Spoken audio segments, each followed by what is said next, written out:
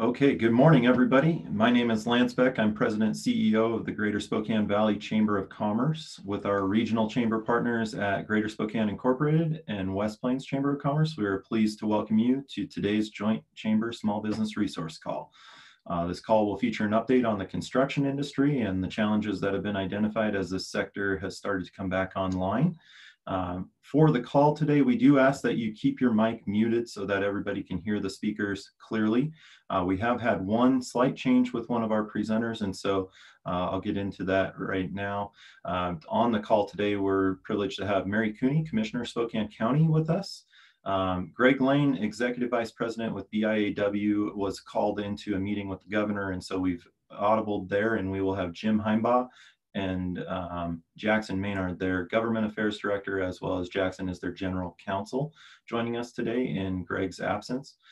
We also have Joel White, Executive Officer for the Spokane Home Builders Association, Drew Benado with the Building Division Manager for Greenstone Corporation, and then joining us at the end of the call, we'll have Mike Ennis, Government Affairs Director from AWB.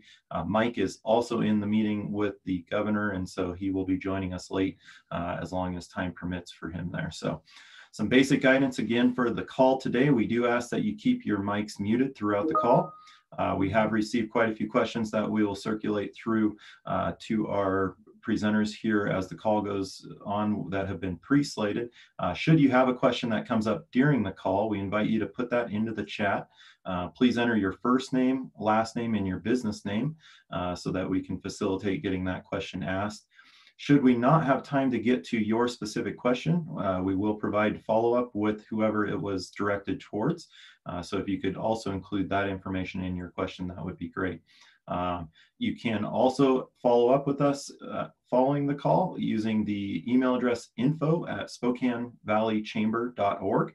Our team at the Valley Chamber will facilitate getting your question to the appropriate presenter. And so as an effort to consolidate resources, we always want to point out that we do have the website set up on greaterspokane.org for the COVID-19 business resource page. So if you go to greaterspokane.org and just navigate to their COVID-19 header, we've consolidated our chamber's efforts to use their platform there on greaterspokane.org to keep an updated list of business resources. So with the full slate of presenters today, I'd like to go ahead and ask Commissioner Kuney to unmute her mic, and we'll welcome her to the floor and we'll get started. Okay, well, thank you, Lance. And I want to say thank you to the Valley Chamber, to GSI and the West Plains Chamber for having us today on what I think is an important conversation on construction. So I will start off by saying that, the commissioners have been advocating for the course of this pandemic, so the last month and a half, to get construction back open. It was considered essential at the United States level, and several of the other states had it as essential. And so, we've been advocating from the get-go for that to happen. We've had 3 letters to the governor. I've been on a call with the governor myself, with several of the local mayors, where we've all been asking them to look at opening construction and to look at us as a regional area that's different from the West Side. And so we will continue to do that with other industries as we start to get them opened up and try to, or we will continue to advocate on your behalf. So in addition to my role as County Commissioner, just to give you a little background here, is I am the Vice Chair for the Spokane Regional Health District this year as well. So kind of get a lot of the inside knowledge that's going on there. And I am a member of a family construction business. So we do heavy highway construction across the state. And so I've had the opportunity to have kind of a unique perspective, as well as that inside look as to what's happening within the industry and what we're doing going forward, getting everybody back to building. So the construction industry took the lead and brought labor and management together in a bipartisan effort to get construction back open safely. And you'll hear about that. I know some of the speakers were on that construction roundtable. And the important piece is, construction is a way that we get paychecks back in the hands of our people, and it provides revenue back into the government. So getting this sector open in a safe manner is so important. And with us being the first industry to really start opening back up versus what was essential, we have to do this right, and everyone's going to be watching. And so that's why that roundtable, construction roundtable is so important. We're looking at for the safety of our employees, for their families, and the community as our top priority. Workers need to know that they're safe to go back to work. Families need to know that when those workers come back home to that their secured environment there, that they're safe. And our community needs to know as they watch construction happening that it is safe for that to happen in the community, and that they as community members will be safe because of the protections that are in place by the construction industry. Local jurisdictions have had the opportunity, we're given the authority from the governor to be deemed essential for some of the projects that they had going underway. And so within the community, we had school districts that continued work. Ridgeline High School was one of those in Central Valley School District. They're on a tight time frame to get open by fall of 2021. So it was imperative for them to stay open. The Public Facilities District continued construction on the Sportsplex because there's events that are planned based on when they project the opening to be. The City of Spokane and the City of Spokane Valley have also had projects going and will continue and have been getting projects out to bid. So we have seen during this time where projects are happening, but it was so important then to get what was considered non-essential back open, like residential construction, as well as other phases of heavy highway construction. I know on the west side, the Department of Transportation shut down their projects right away. And so did Sound Transit with the light rail projects over on the west side. So again, we saw the need to get construction back open again, to get those paychecks in people's hands and to get that revenue generating to help the government entities. Specifically in Spokane County, our Spokane Public Works Department is continuing to move forward with our construction year. So we had, in that first, opening as what was essential, we had to look at what were the controls that we need to put in place to mitigate the COVID-19 exposure and to just make those determinations. AGC of Washington and the Inland Northwest AGC were very helpful in coming up with best practices early on that we were able to get out to a lot of the jurisdictions that were having business go on, building go on. We developed and implemented that plan. We've been monitoring it. And now with these increased guidelines, it's another level of safety and security that we're looking at on each of these job sites. Now, due to some anticipated decrease in revenues that we know we're going to end up having, we are going to make and delay some of our projects at Spokane County, as well as I'm sure everybody's taking a look at that based on what revenue projections are going to be. In Spokane, we've got the Geiger Boulevard project out on the West Plains that is still continuing to go on. And we have the Bigelow Gulch Forker Road project still continuing to go on, as well as other smaller projects. So the other thing that is happening with the industry and with the safety standards that are happening is, in addition to what Spokane County is doing and other jurisdictions are doing within their own job sites, Washington State Department of Labor and Industries will now be inspecting those job sites as well, using these new standards that the roundtable has put together. At a state level, again, we're starting to get back to construction. So I know that WashDOT is starting to open up their projects. They're looking at that. I know that Sound Transit, as of May 4th, they'll be opening up their projects. And with that, as we know, it's not just flipping a switch. You've got to get suppliers and subs and all of that back to work to start to get that supply chain, to those big projects going. And so that's part of what's happening right now to get that happening across the state. So I have to say that I was, like I said, really excited to be kind of inside seeing what was happening, and that the way the construction industry came together to, look at it before any of the reopening happened, to bring management and labor together to say, this is what we need to do. We're going to be proactive and make sure that we've got these safety standards in place, and then to take that to the governor's office and have the governor actually listen to them, I think was phenomenal and a great plan. And I think that's a plan that we need other businesses and industries to look at as we move forward. Because again, if we can look at it ahead of opening and being proactive and showing that we've got everything in place to the governor to help him get those businesses open, I think that's going to be a big benefit for all of us. So developing those plans, I would say, work with your associations.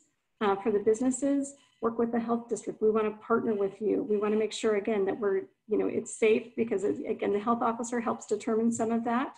And so we want to make sure that, again, people feel like they're safe as on the employee side, they're safe with their families, and it's safe for our community to have them come back and open up. I know that there's some, resources that I know that Inland Northwest AGC has got resources out there for people if they want to use them, that training videos for employees, posters, all of that. The health district has the same information, has different information. So again, go out and look at what different industries are doing and use that to help open up your industry, to show that you're ready and prepared, because when that day comes, which is going to, because we're all working hard to make sure it's going to come soon, that you'll be ready to have that happen. And we know it's going to be a new normal. It's not going to be the same as it was. Social distancing is going to be around for a while, or I should say physical distancing is going to be around for a while until, we have, treatments and vaccines. It's just going to be the new normal for the way our businesses are going to function. And so I would just say, kind of what the construction industry did was make it, I think, as a good role model for other industries to start to look at and open back up. So thank you.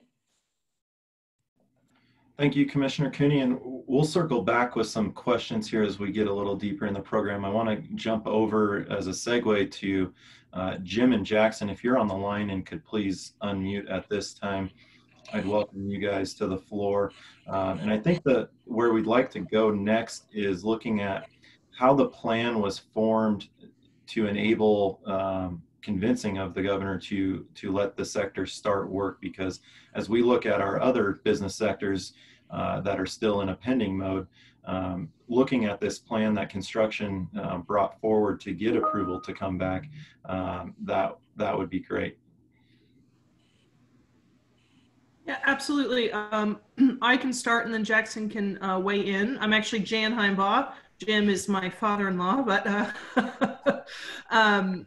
so I am identify as a woman. And so it was a long process from the minute that the governor issued his essential list. We were in and at his office and in his office asking for reconsideration, working with our federal delegation to get Homeland Security to identify residential construction in particular as an essential on their list of essential services, and then trying to pull together a group and insisting that we continue this conversation. So I think other groups are taking our lead now to do that, but it was tough, right? So getting the governor to finally say, yes, let's sit down and have a conversation with the supposedly opposing groups, labor and business. The thing is labor actually wants to be working as well. And so that was really important to work together and try to have a shared goal of protecting our employees and protecting them as we move forward in our, in this new world. I think everyone is going to be subject when we start reopening the broader economy, which we need to do, is going to be subject to some type of new safety protocols on all job sites or all, business, and that they're going to be inconvenient, but in order to get our economy going again, we're going to have to do it. So there were lots of back and forth, lots of conversations. I think a lot of state agencies didn't want us to reopen quickly because they were at home happy and sitting on the couches getting paid while our guys were filing for unemployment. And so pushing them and getting them to actually respond and do stuff was part of the broader push as well. We had just those 6 folks that were on the construction roundtable or work group or whatever it was called in the governor's office, were 3 labor and then 3 business reps. And then behind them all was, and Jackson and I weren't on that team. It was Greg Lane, who's on a call right now with that group, but behind Greg, he had all of us at BIW, and then we also had the broader construction industry, the ABCs of the Inland and the Western Washington ABC and all sorts of all the masonry folks and the architects and the engineers all feeding through those three folks and getting feedback back and forth so that it was a broad representation of the entire industry and not just those three individual organizations working on those behalf, on their own interests while they were working on their own interests as well. So, it helped to have a federal congressional pushback. Both Kathy McMorris Rogers and Dan Newhouse were really, really vocal, and also their vocal asking for construction to be returned also helped the media pick up on our story and push and push and push and push. And so in addition to us working collaboratively with the governor and with that work group to try to protect our workers, we also had legislators asking him and pushing him. We had Congress asking and pushing him, and then we had the media asking and pushing him. And at some point, you know, something gave. That group gave a solid plan of recommendations that was truly meant to protect workers. Some of it, you know, seems a little bit ticky-tacky, taking folks' temperatures when they come on the job sites, making sure they're completely covered at all times when they're on their job sites, things like that, which are sometimes a little practically difficult to comply with, were really part of our goals of trying to show that not only do we want to protect our workers, but we were willing to do some stuff that it seems a little bit inefficient, because it is, on the job site, so that we could get back to work, because any type of work was better. We were having massive amounts of vandalism across the state on job sites that had been abandoned. We're worried about weather causing damage to job sites that were fixed for spoilage at the beginning, but the longer those job sites sit empty and not worked on and not protected, the more weather damage they could get. And so our goal was to provide a practical way for our members to comply, protect their workers, and get back to some work. And that work continues, because it's not all construction that's allowed, right? It's everything that's within, that can be done 6 feet apart. You can't drop a bathtub in 6 feet apart from someone. So we're gonna need to have some additional updates. They're working on a phase 2, which would talk about guidelines for work that has to be done closer together, and hopefully for new construction as well, so that new housing starts and new commercial starts can go forward and we can get sort of that piece of the economy going. But I think the rest of the industries that are shut down right now need to take a collaborative approach and try to push and get stuff open for them, because, right, we don't have any clients to build for if no one is working. So, Jackson, do you have anything to add? Yeah, can everyone hear me? Okay, great. Yep. I was having some trouble there with my camera, so I'm sorry I'm not available via video. But you know, as has been indicated, we are, as I said to another group a little while ago, we've got good news and bad news. I mean, the good news is that construction is reopened.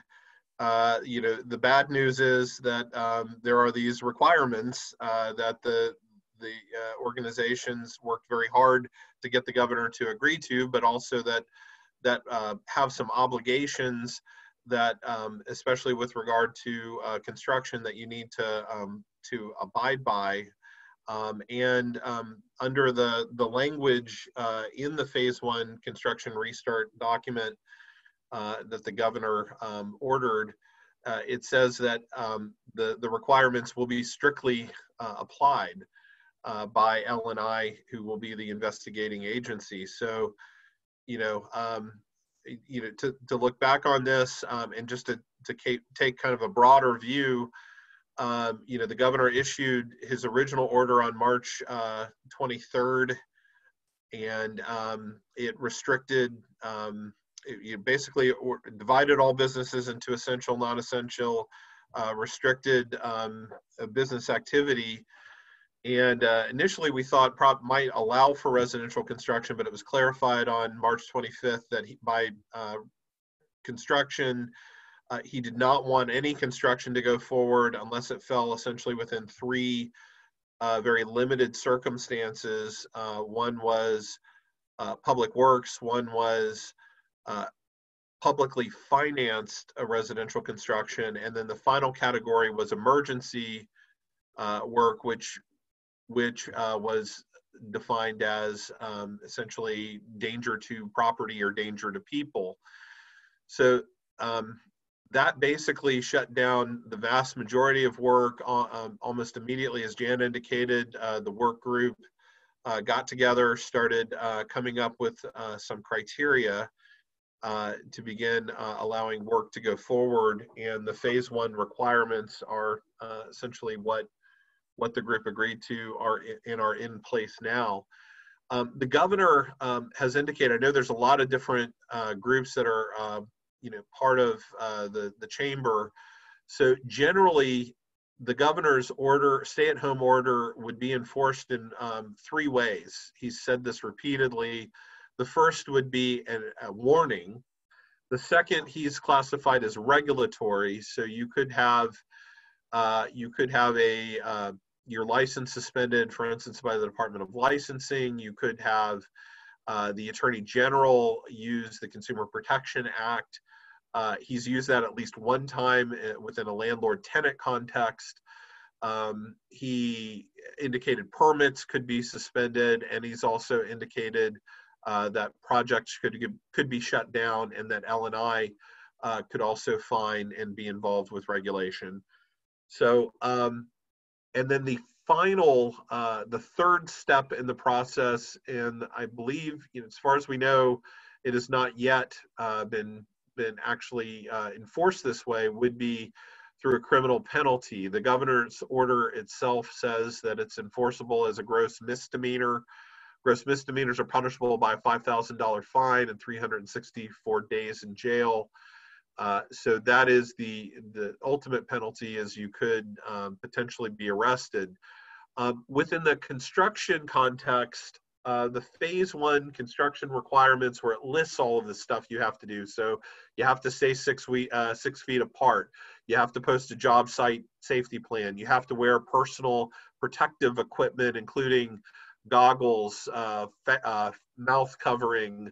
You have to have gloves on at all times. And there are sanitation requirements. And all of that, all of those phase 1 requirements are enforceable, as I said, by L&I, and it says that they could shut down the job site.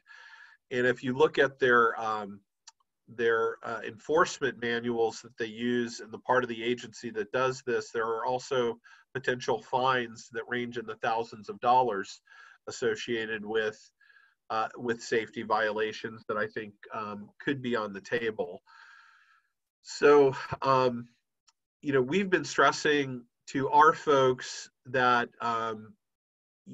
you face, in terms of enforcement, go to work, but comply with these safety requirements, because otherwise you are facing potential enforcement by government agencies, most likely L&I, most likely a job site shutdown, and potential fines. Could be, if you just flaunted everything and said, forget you, I'm just going to work and pretend like there is no order. I do think that you could see the potential for criminal penalties in that sort of flagrant situation. And then the other things we're making our members aware of is the potential for legal liability. I know within the plaintiff's bar, there are discussions about whether or not lawsuits are possible, especially against businesses that violate safety protocols. So I think while there would be difficulty in proving a particular case of COVID-19 was caused by that failure, gosh, if I'm a business owner, I sure don't want to be in a position of trying to explain to a judge and a jury and a sympathetic plaintiff why my failure to abide by the restrictions that the governor put in place on construction did not cause a loved one to get COVID and die. So there's potential legal liability in that way for failure to follow. And then as I think Jan indicated, whether or not folks follow these will directly lead to whether or not we can move on and how quickly we can move on to phase 2. that would allow work to be done within 6 feet and would allow for new construction. So I know that they're paying attention to that. They're paying attention to media reports. They're paying attention to complaints. And so part of the effort here is to demonstrate that we can comply with safety requirements, and that will allow us to hopefully open up even more work, new construction after this, and other types of work that can be done within 6 feet. And then, I mean, the ultimate goal is to get the threat of COVID behind us and get us to a point where we can all move on to a normal world and a normal job site, and you know, the ability to work hopefully as we did before, you know, all of this happened. So with that, I mean, those are the 3 aspects of enforcement we're noting for our members, and that pretty much concludes my part of my presentation. I'm not sure if Joel White, I think, would be the next person to speak. Thank you, Jan, and thank you, Jackson. That gives us a great insight into that process on especially at the highest level there, as to how your teams work directly with the governors to facilitate that. I think that is a great transition over to Joel. Joel, if you're on the line, it looks like we've got you unmuted. And so tying in, we had a question come in here in the group chat on how do businesses who don't have access to these larger lobbyist groups, how do they run through? And I think using Spokane Home Builders as an example in many ways, much as how the chambers can work on behalf of the business community in other sectors. Can you talk about that link between the individual business owners and the small businesses that are individual contractors and whatnot, and how you've taken that information and fed it into the system going up the ladder to help facilitate that demand on reopening, but then also on the back end on compliance to make sure that we're able to remain open in that sector, and what you've learned in just the short 5 days that you guys have been able to get back at it? Thanks, Lance. And I also want to thank Jan and Jackson for being on the call today to give sort of the larger oversight. The question that came up in the chat is very interesting to think about. We exist to serve our members, and so they do pay a fee for our services. So it's not as though that that everybody has access to that, but what we do benefits the entire industry, whether you're a member or not. And so you do have your chambers and others that are fighting, they're partners with us. Biggest thing that we did locally was engage our local elected officials. They are our representatives. So the county commissioners, our local mayors got involved. They sent letters on our behalf, the industry's behalf, and for all business to the governor to advocate. We talked to our state legislators. We talked to our national representatives. We actually even, not always as friendly as we'd like to be with our Senate, U.S. Senate candidates and our U.S. senators from the state of Washington, but they actually encouraged in the background to work together with the governor to open up residential construction as a whole. So when you partner with many different people and try to get the word out about the impact that your industry does provide and your small business impact is sharing your story. We did encourage a lot of our members to submit stories to the governors, tell the impact of what was happening and that they could be safe. I mean, our work can be done very safely. We were surprised, to be honest, at the beginning that we weren't included as an essential industry given the housing shortages in our community and the fact that we were only one of 4 states in the country that didn't allow for residential construction to move forward. So we've been trying to adapt to these new rules. It was a difficult negotiation, as Jan talked about. So just trying to meet those standards, and our members are trying to adjust to new job site restrictions and rules and all the different burdens on them. So, but at the end of the day, this is a bigger cultural challenge we're facing, and again, trying to get back to not only making money, but also meeting a foundational need that we have, a shelter. So those are things we're working on, and it's been a process going through. Is there anything else, Lance, you wanted me to touch on? Yeah, a couple of questions coming in that I think would apply to you, and maybe Jan, you can chime in on these with Jackson as well. As far as the guidance on which trades fall under construction, is there a broader list available to where businesses can tell if they fit that bill or not? I would sort of jump in here real quick. So if you are essential to the project, then yes, you would be included. So and again, it's now with this new guidance that we received as finishing the homes that the governor just released last Friday. You can, if a project was under construction, you can go all the way to final interior design to finish the house. The bigger challenge we have, and of course, work with our commissioners and our city council, is make sure that, and even the Department of Labor and Industries, is getting permitting. All these different elements need the mandatory permits to move forward, and different pieces were held up even before when you were trying to do some of these finishing out homes with spoilage and safety and security concerns. So those are key elements you have to have. But yeah, so all of the industry and all the guidance provided that even projects that were contracted or permitted before March 23rd, which is initial date of the governor's initial order, they are actually able to move forward as well. But they need to also receive permitting and actually get their initial permit filed if they were not permitted but contracted. So trying to open up all those services to make sure those projects can move forward. And then is there clarity that you guys can provide on the idea that the terminology of existing projects, so is it related to new projects aren't able to be permitted right now? Or is there another definition that we're seeing within that existing projects category? Yeah, so again, it's that those projects that were permitted before or contracted for March 23rd. So phase 2, which is what was referred to by Jan and Jackson, that is the negotiations happening right now. Those projects would be opened after phase 2 is approved by the governor. Well, and so I just sent around in the chat a link to the governor's FAQs that he just released yesterday about some of his orders and how they're interpreting what previously existing was, what is an existing project. And there's sort of 2 avenues you can use, like Joel said. One, permitted before March 23rd, which it doesn't specify what kind of permit. And so, you know, use that at your discretion, I guess. And then the second piece is, I mean, usually the building permit is kind of at the end of the process for residential construction, at least. You got to do a bunch of land use permits to get to the actual building yet. And then the second piece is something to fulfill a contractual obligation. So that the existence of the projects exists in the creation of a contract that was signed before April or before March 23rd. And I don't know if Jackson wants to clarify that, but that a contract is, there's lots of things that are contractual.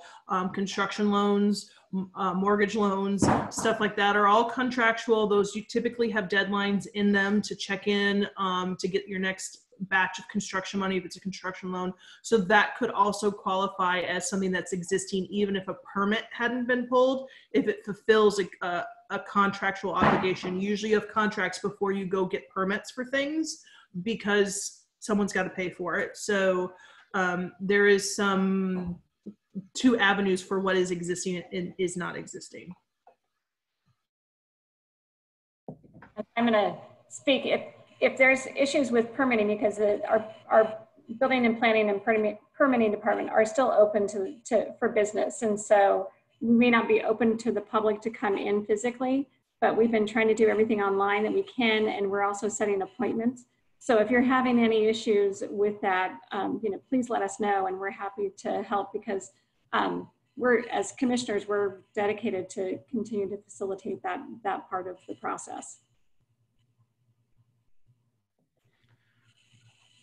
Okay, at this time, I want to invite Drew Benado, Building Division Manager for Greenstone. Drew, if you could unmute, I'm curious if you could provide us some insight into from the private business side, what your involvement in this process of the reopening of the sector was, and give an idea of what that looked like from a private business stance. Yeah, sorry, I was just trying to get in my car so it was quieter. And we can hear you now. Okay. Sorry about that. So this has been a very, very challenging time for, I would say, us in the construction industry, mostly from the standpoint that there was so much uncertainty about what was happening. And when this first happened, we took the steps of letting, I gave my personal cell phone number to every single buyer we have in Washington, which was probably around 40 or so. And I would say the biggest challenge has been the uncertainty about when things were going to open back up, how fast we could finish their homes. There was a lot of people that were living in situations that weren't good, as far as living with other roommates or family members that were sick and really needed their home to be finished. We have a couple in their 70s that are living in their motorhome right now, and they couldn't find an RV park for a while that was open to even park their RV. And it's created a lot of anxiety for people. So it's nice to be back to work. It is challenging with the subcontractors to have them understand the importance of following the safety guidelines, the requirements that are put in place. About half our homes are built in Idaho, so these contractors go back and forth between the two states, and having the different requirements between the two states has been challenging for them to understand why Washington is so much more restrictive, and they certainly would rather work in Idaho, where they're not having to follow all the safety requirements they are here in Washington. I would say our other challenge is just the lack of understanding about some of the things like our design studio. Is that considered a real estate function where we're only allowed to have 2 people in a room? Or is it considered a construction function where we can let them come in but have to follow the safety precautions, because it really is in an office setting and not in the field in a construction site type of scenario. So as a company, we feel like we need to do the best we can and support the industry and make sure that even when people aren't looking, that we're doing the right thing, just because that's the way we operate. But it's also challenging to try to look at the gray areas and say, what do we do in this circumstance? Do we do follow the black and white rules, or look at the gray areas and say, we need to do the best thing for our buyers, as long as we can safely move forward and do something that would finish up a home and let somebody be able to move in and be in a better and more controlled environment for them than being out there exposed if they're living in a challenging living situation. Because right now we have people living in hotels that have to go out, have to get meals, or have meals delivered. And these are a lot of older people that are really reluctant to be in the situation they're in, because they do realize that they are high risk and they are in a vulnerable position, which they honestly do not want to be in.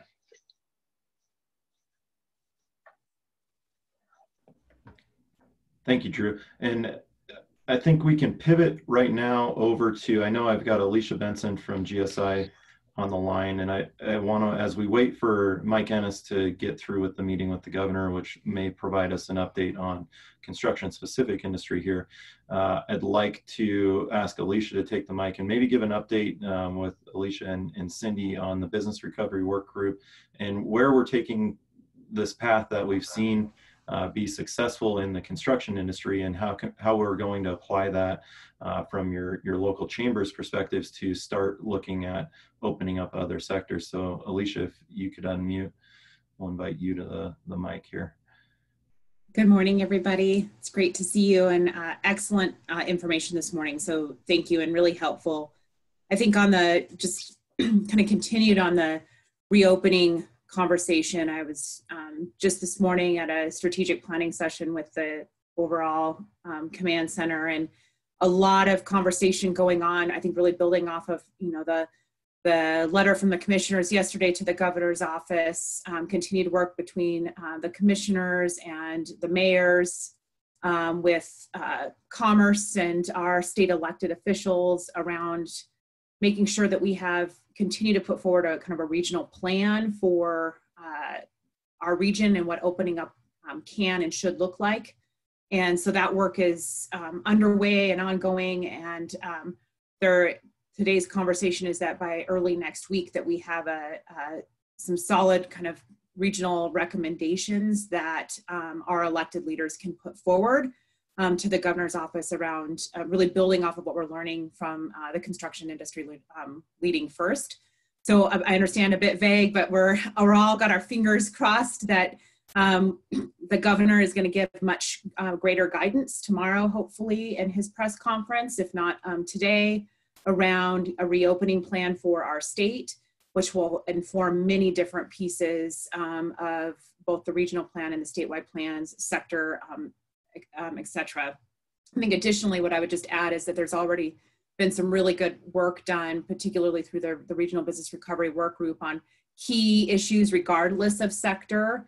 And we've heard some of them shared by everybody on the construction side today, but key pieces around the need for particularly, and I saw some of the comments supporting some of these other sectors and small businesses around access to PPE. What does that mean? How much? How do we potentially bulk purchase some of those kinds of things? And so that continues to be a key piece that comes up, as well as continuing conversation. And I think my update before I hand it off to Cindy is that we've shared with this group and many others that we were managing the Commerce Grant for our region for our smallest businesses, 1 to 10 employees. And thankfully Commerce was able to access an additional $5 million to that $10 million fund now to support businesses across the state. We were able to put forward 120 businesses to Commerce for their consideration. I think the challenge and reality for us, though, is that we had over 1,700 businesses just in Spokane County apply for that grant, which means that we're really only able to fund about 3.5% of the requests should Commerce fund all of those. And so the need on the relief side for our businesses continues to be a significant kind of challenge and opportunity for us as we move forward as well. And continued advocacy on that front. We're working to finish all of the data around all 1,700 of those applications, obviously who is information for that company, but so that we have better information to articulate to our elected leaders and to the governor's office who's also asking. But across the state, they had over 26,000 of our smallest businesses apply for relief and assistance support. And so how do we continue to advocate around that? So that's just a couple of kind of high level. What I want to do is ask Cindy, there's been a couple of great developments from the Business Recovery Work Group that I want to have her speak to and ensure that everybody on this call and all of your members in the different associations, et cetera, are connected to those pieces as we continue to push forward and supporting the both response, but really the conversation around recovery. Cindy? Perfect. Thank you, Alicia. Everybody, welcome today. I'm going to just kind of go off of what Alicia had talked about with the work group and give you a little update on our deliverables. So when we first started, it was really about assessing the need out there and getting businesses connected to resources, relief, and assistance. We've done, I think, a really good job of trying to set a wide net and reach all of our businesses in our county and make sure that we've got good communication channels. Of course, we are always striving to do better. And so we are continuing to work with some of our even minority groups, Hana, Himebaugh, Simba, making sure that everybody that we have in our county is getting the resources that they need. And also that we are being able to fully understand what the need is. Alicia touched on the need for PPE as we move forward into reentry and how we're gonna reduce barriers for businesses so that they have the ability to participate in the new economy that we will be entering into. So those are key points too.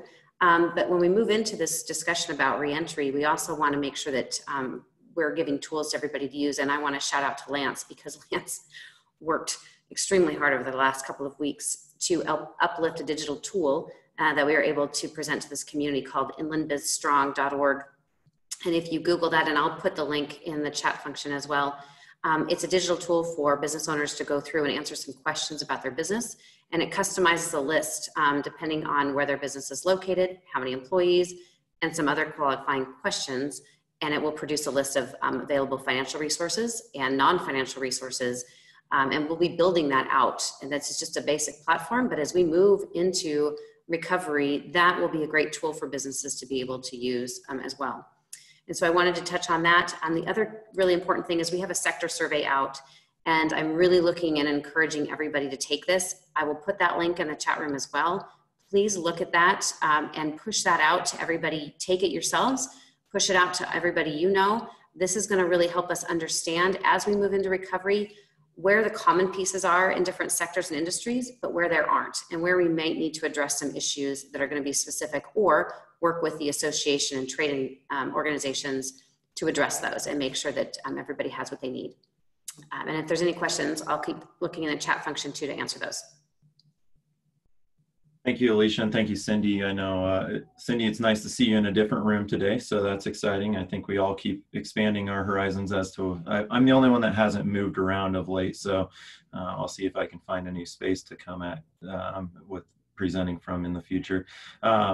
I know that the Business Recovery Work Group, that's a key way for other small businesses to feed information into this overall effort. And so right now, as we continue to push through the details on this to form a plan that will bring other sectors back online, that is a great place for you to engage with us as business associations in the community.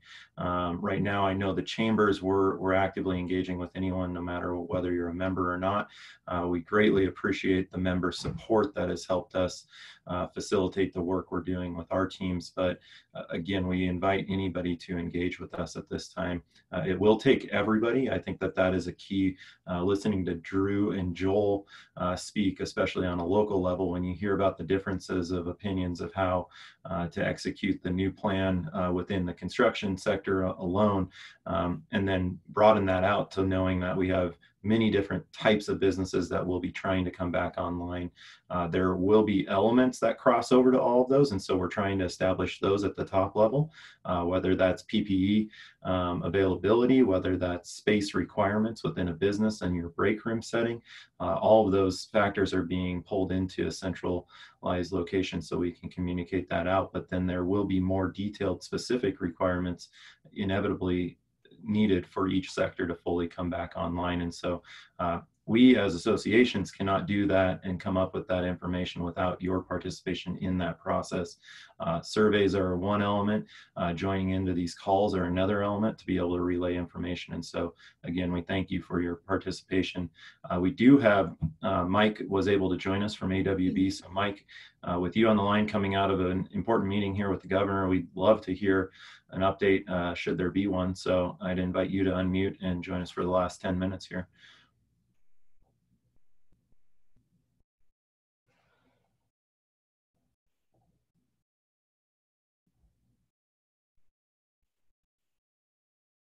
Am I unmuted now? You are. Okay, good. Yeah, sorry, I wasn't present for the beginning of your meeting, so I don't know what all has been said. We just got out of our most recent broad group call with the governor's office on the construction roundtable. The call went really well. We got an update from Department of Health and LNI on PPE availability, more specifically masks. So that's a key component we're waiting on until we can ship phase 2 out the door. Assuming you heard that we did get phase 1 out the door about a week and a half ago, and the governor adopted it last Friday. So we've been working really hard on getting phase 2 and 3 out the door, and we're real close on phase 2. We're just waiting on the recommendation from the Department of Health on mask use. And some definitions that we're having trouble getting through. But the group continues to meet. We're all getting along really well. We're all taking it seriously. It is a good group. And not a lot of politics involved, which is good. A lot of times when you negotiate legislation during session, politics can get in the way, but I would say in this case, it's not. We're all working towards the same goal, which is getting boots on the ground and hammers swinging again. So really happy about the group and how well we've been able to get along. And I'm hopeful again that we can get phase 2 out the door here pretty quick. So I'll stop there and see if you have any questions. Yeah, Mike, with regard to, as we look at other sectors in the private side here, your guys' success you've had, what are the other elements? So when you mentioned PPE with masks being a key component to this second phase, are there other things that will surface here that we're already seeing the governor's office taking kind of keynote to, that we should be looking at to start planning ahead for those other sectors as we bring them back online as well? Yeah, so a question I keep getting, and it's related to the question that you've asked, sort of a broader point though. A question I keep getting is, when will phase 2 be, or when will the governor pull the lever on phase 2? And that question is complicated and hard to answer.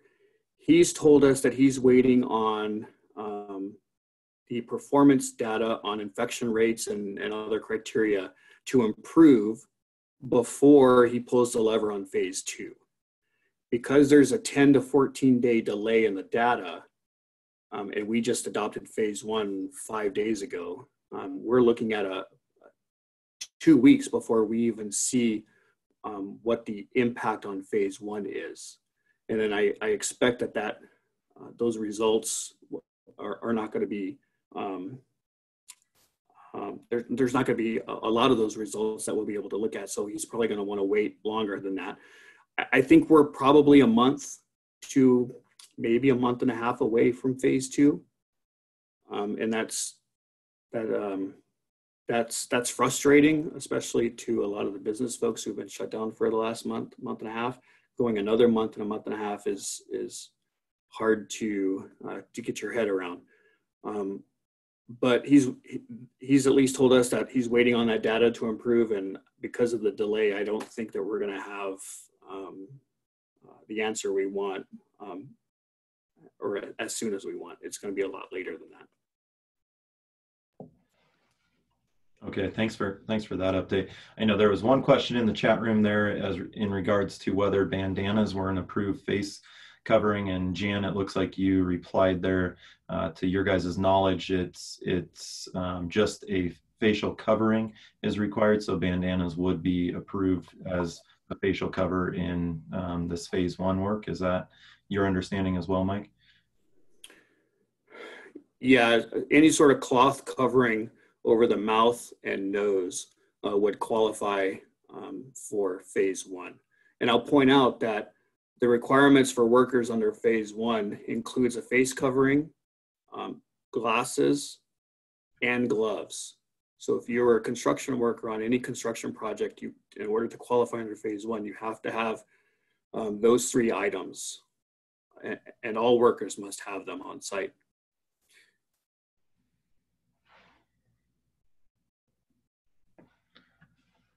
Okay, looks like we don't have any additional questions coming in. So at this time, I want to be sure to thank our presenters, Commissioner Mary Kuney, Jan Himebaugh, Government Affairs Director with BIAW, Jackson Maynard, General Counsel for BIAW, Joel White, Executive Director, Spokane Home Builders Association, Drew Benado, Building Division Manager with Greenstone, and Mike, thank you for joining us coming out of a meeting there.